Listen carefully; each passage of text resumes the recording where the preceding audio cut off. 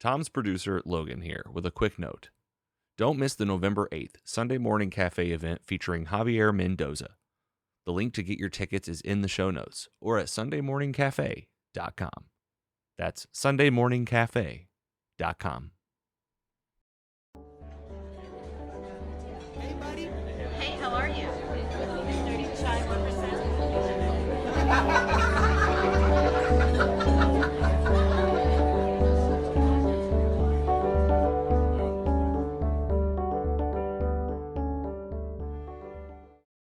Welcome to Sunday Morning Cafe, the podcast. I'm Tom Wagner, the creator of Sunday Morning Cafe and the author of the article you're about to hear. Its title, Sousousiance. Now, you've heard the word onomatopoeia. You might recall that it's a classification of those words that sound like what they signify.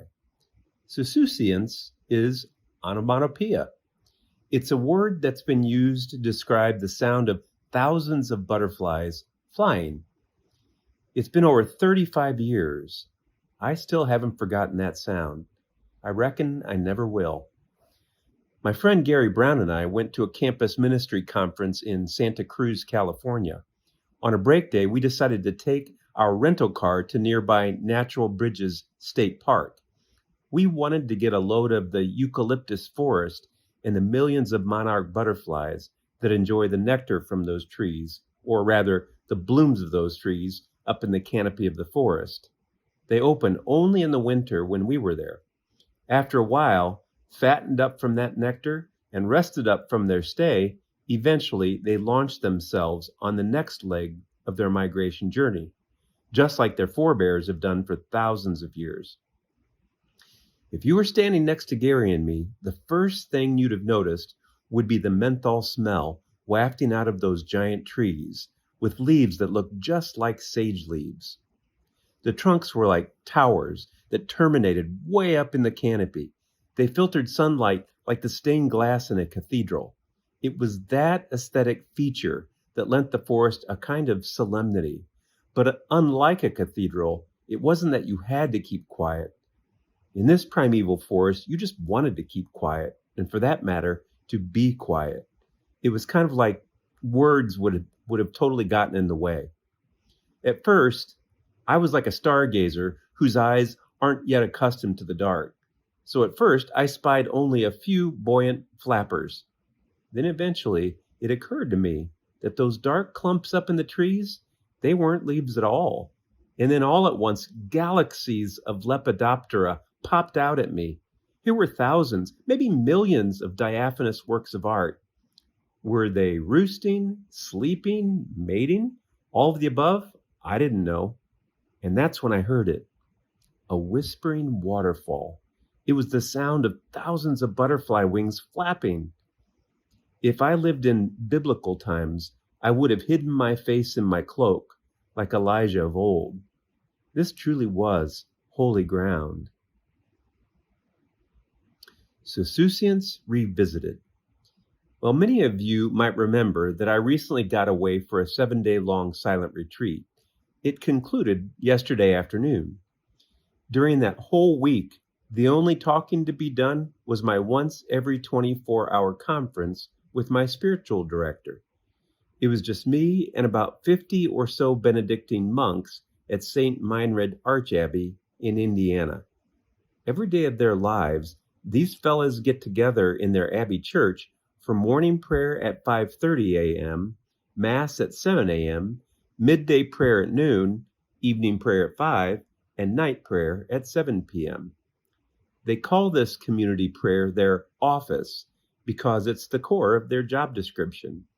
By the way, each of them also nurtures a private prayer life as well. In this way, along with 4,000 other Catholic monasteries around the globe, the world is held in prayer. And that's to say nothing of all the non-Catholic monasteries who also lift humanity up in their own ways. In a nutshell, their lives proclaim that prayer changes things. Contemplative practice changes things. Guests are welcome to join in for whatever part of that they want, and so I did, some. At first, I found all that chanting and recitation annoying. Then I kind of got in the groove, and that's when it happened. Sousousiance. When the monks weren't singing the psalms of their office, they spoke them in unison. One side of the church would recite a stanza, and then the other side of the church would respond with the next stanza, back and forth until the psalm concluded.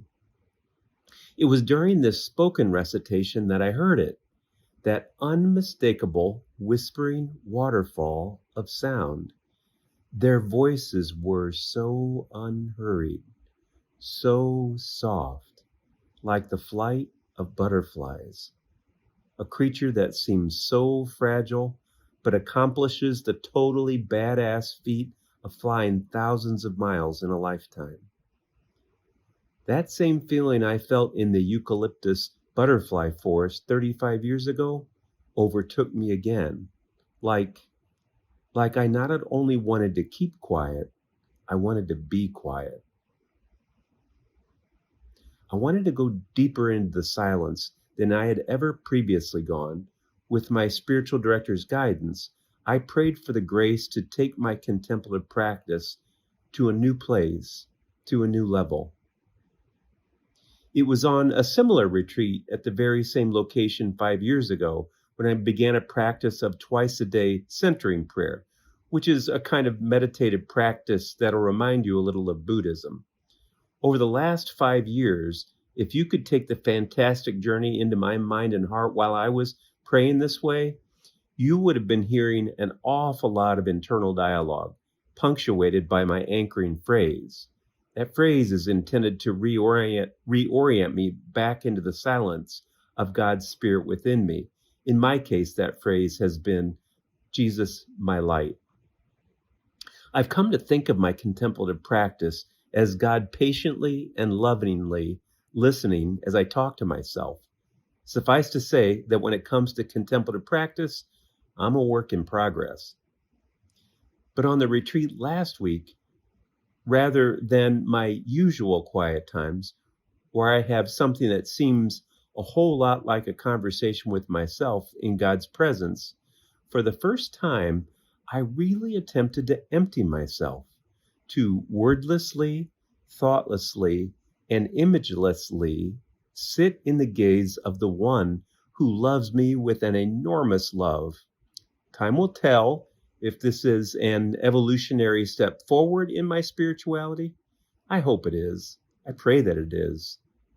I feel a little like what I imagine a monarch caterpillar feels when he gets the hankering to build a chrysalis.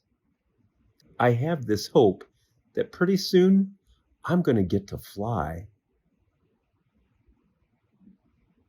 So, this week, I've asked my friend and fellow contemplative prayer practitioner, Jen Thebe Quinn, to share a reflection written by the great Edwina Gately.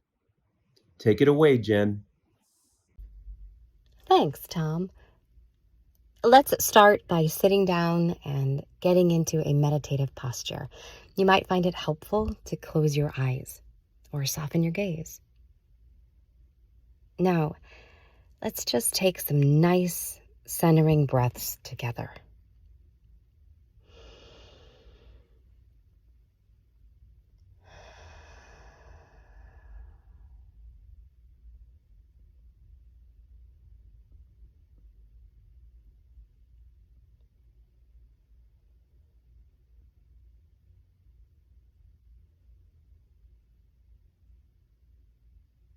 And now, just take these words in and see what resonates inside you. And maybe, at the end, leave a little space for you and God to smile at each other for a minute or two. Let Your God Love You by Edwina Gately. Be silent. Be still. Alone. Empty before your God. Say nothing. Ask nothing. Be silent. Be still.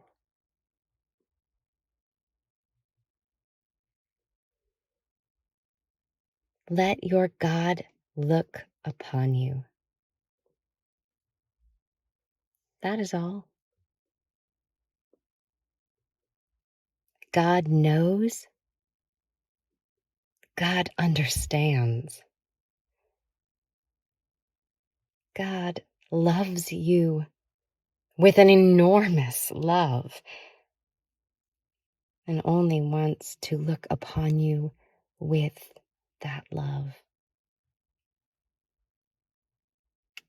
Quiet. Still. Be. Let your God love you.